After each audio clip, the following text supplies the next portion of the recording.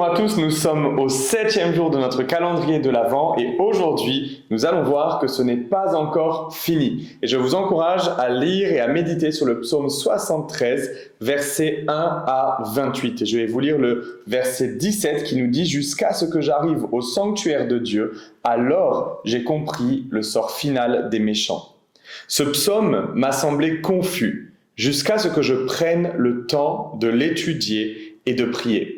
J'ai alors compris qu'il exprimait des sentiments que tout véritable enfant de Dieu éprouve à un moment ou un autre. Dans les 16 premiers versets, Asaph déplore la prospérité des méchants. Il observe qu'ils semblent s'en tirer malgré leurs péchés, prospérant sans les soucis que rencontrent les gens pieux et qui suivent Dieu comme lui. Cela vous paraît familier ? Aujourd'hui, il semble que seuls les chrétiens peuvent être discriminés. Les valeurs qui nous sont chères sont attaquées et si nous osons les défendre, nous sommes taxés de bigots et d'intolérants. L'immoralité n'est pas seulement pratiquée, elle est glorifiée. Les programmes télévisés, les films, les journaux et les magazines regorgent d'images et de comportements immoraux.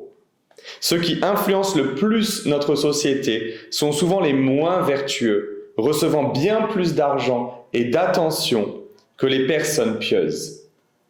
Comme on le dit, le caractère ne compte plus en politique.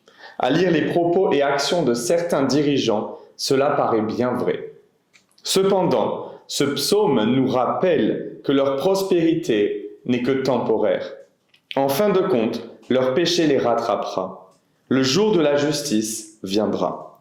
Il y a une récompense pour les pieux et une punition pour les impies.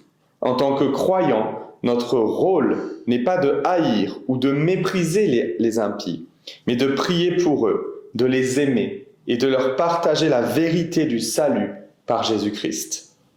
Aujourd'hui, décidons de vivre à la manière de Dieu. Voyons les impies avec le regard de notre Sauveur. Cela nous permettra de les aimer, de leur pardonner et d'être pour eux des témoins puissants de la vérité et de l'amour infini du Père.